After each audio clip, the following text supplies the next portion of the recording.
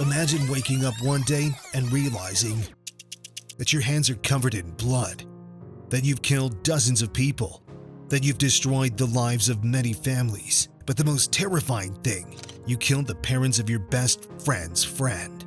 And the worst part, you don't remember doing it. You didn't want to do it. Someone else was controlling your body. What do you feel when you look into the eyes of the person whose parents you killed? When you see two best friends ready to kill each other because of what you did? This is the story of Bucky Barnes, a man who lost himself and then had to rebuild himself from the fragments created by others. How do you live when your body was a weapon in someone else's hands? How do you forgive yourself for something you didn't do? Before becoming a monster, Bucky Barnes was just a kid from Brooklyn. He protected his little friend Steve in all fights because that's what friends do, right? They protect each other. A fun guy, loved girls, dancing, and good food. Dreamed of a normal life. And then the war came, and Bucky went to fight. Not for glory, for freedom. He became a hero, an honest, brave soldier who fought alongside Captain America against Hydra. And then there was that damn train. One moment, one slip, one fall that changed everything. Steve thought Bucky was dead. Everyone thought so. It would have been better if he had really died that day. But Hydra found him. Half alive in the snow, with a torn-off arm, but still with a beating heart. They didn't save him. They turned him into a weapon, cut off part of his body, attached a metal arm, brainwashed him. That's how the good kid from Brooklyn died, and someone else was born in his place. Someone who remembered neither Steve nor himself. Death doesn't always mean the end of life. Sometimes it means the beginning of something much worse. Imagine being in a cage, but the cage is your own body. You see with your eyes, hear with your ears, but cannot move even a finger without permission. This is exactly what Bucky felt every time they pronounced those cursed words in Russian. Longing, rusted, 17, daybreak. Each word a nail in the coffin of his freedom. They destroyed his personality piece by piece, methodically, mercilessly, like dismantling an old building before building a new one. First pain, endless pain, then shock therapy, then chemicals that forced his brain to rewire itself, and then training. Kill, kill, and kill again, until death became as natural to him as breathing. What does a person feel when they watch their hands strangling someone and it's impossible to stop them when your body follows commands that you hate? Bucky didn't just lose control, he became a passenger in his own body, and Hydra was at the wheel. Decades of such a life. Stop him! Cryo chamber, awakening, mission, murder, returned to ice, and not a single voice in his head saying, "This is wrong." He was no longer the person who fell from the train. He became a weapon, perfect, ruthless, without remorse, without personality, without a name, simply the Winter Soldier. And the most horrifying thing, part of him began to accept this as normal, because sometimes the only way to survive in hell is to become part of it. December 16, 1991.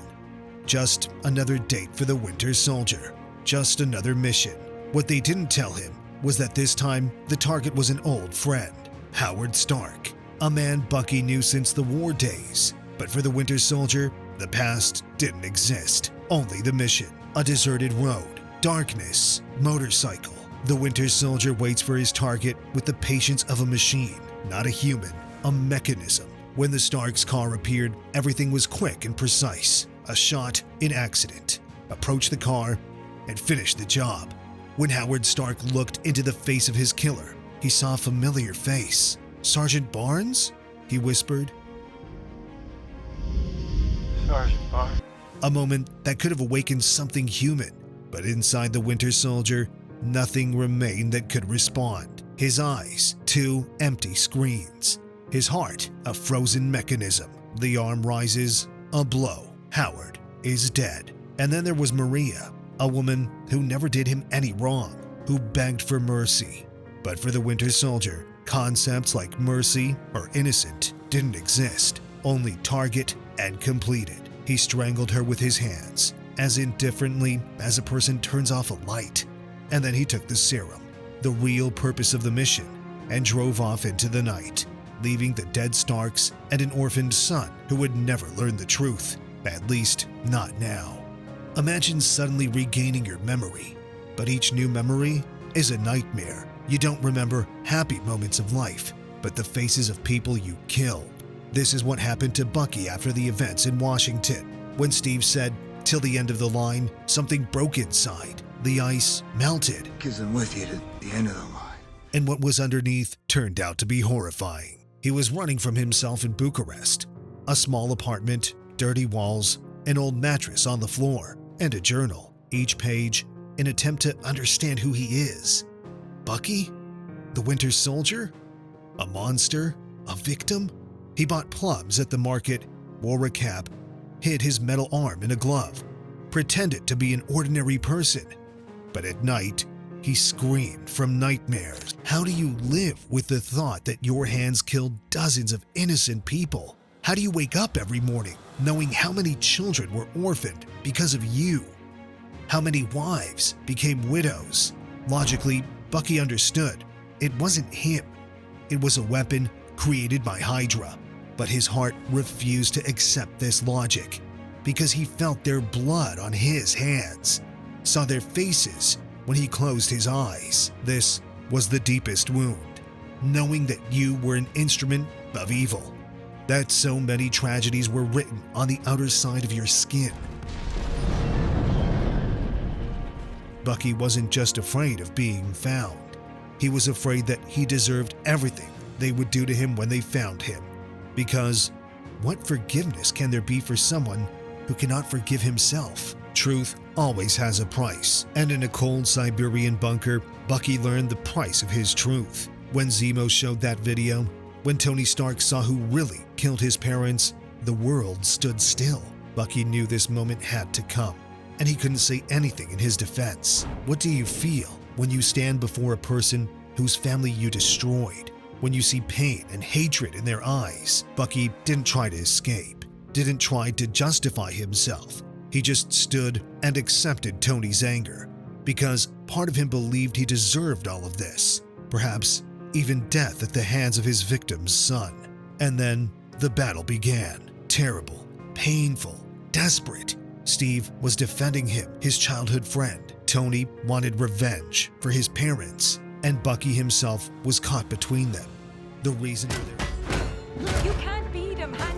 for their hostility, the destroyer of their friendship. He didn't want to fight Tony, but survival instinct forced him to defend himself.